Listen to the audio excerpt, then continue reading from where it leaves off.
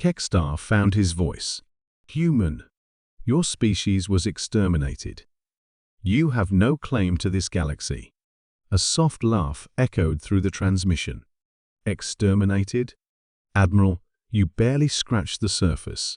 While you celebrated our defeat, we spent 10,000 years in the dark between galaxies, learning things that would break your mind.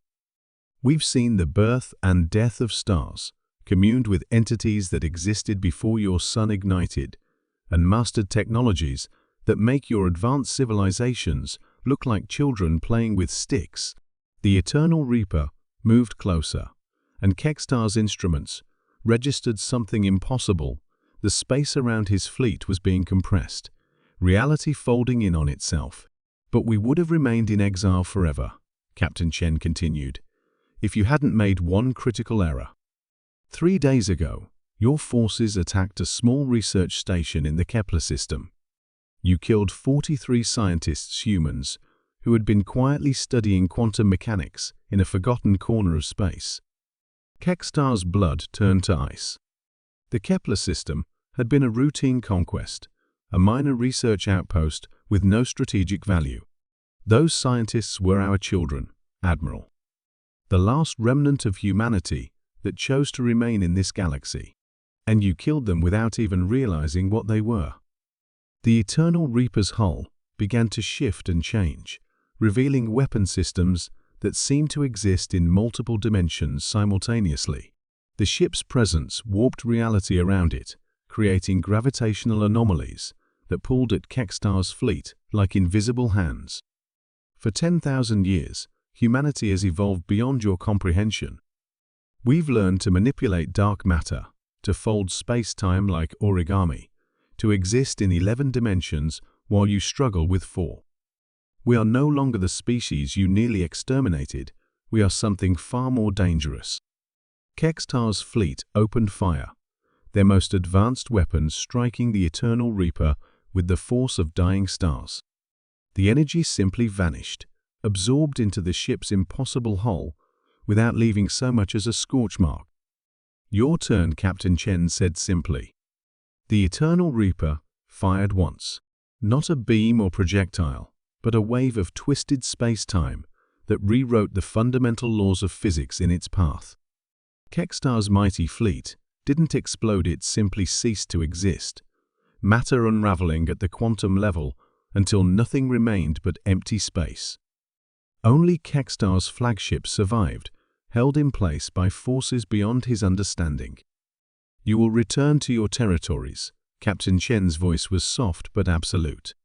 You will tell every power in this galaxy that humanity has returned, not as conquerors, but as guardians.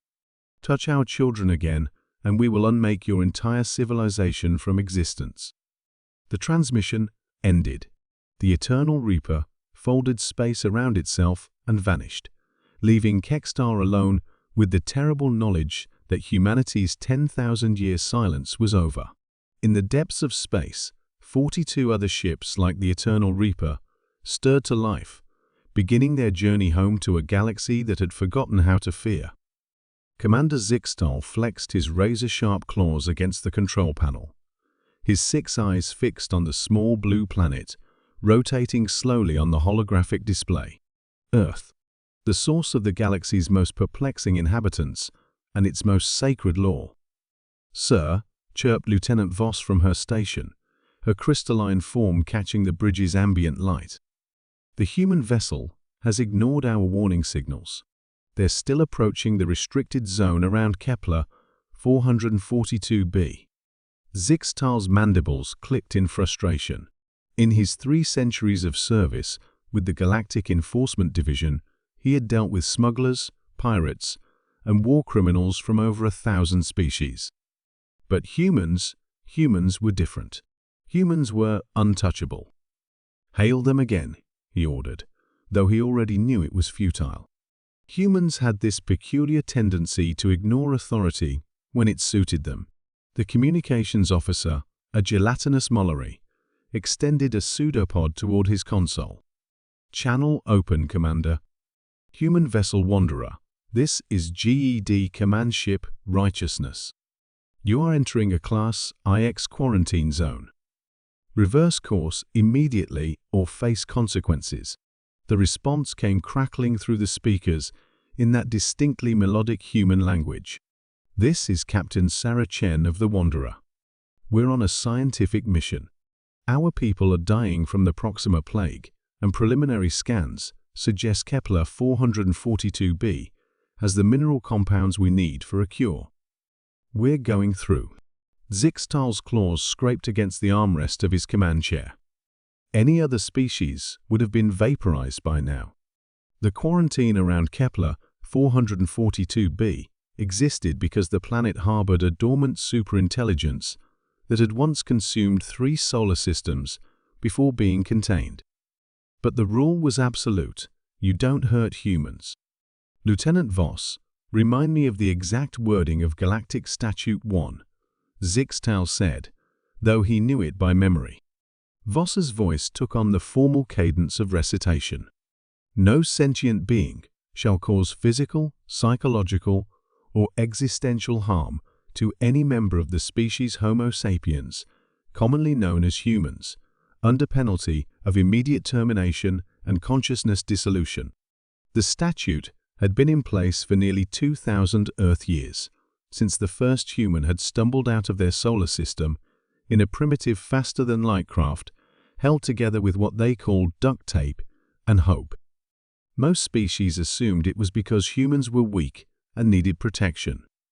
Those species were catastrophically wrong.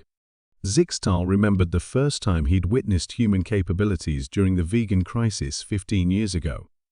A single human diplomat named Marcus had walked into a war council of the galaxy's most aggressive species, the Thraxians, whose idea of negotiation involved disintegration rays, and had somehow convinced them to not only stop their expansion, but to become pacifist philosophers.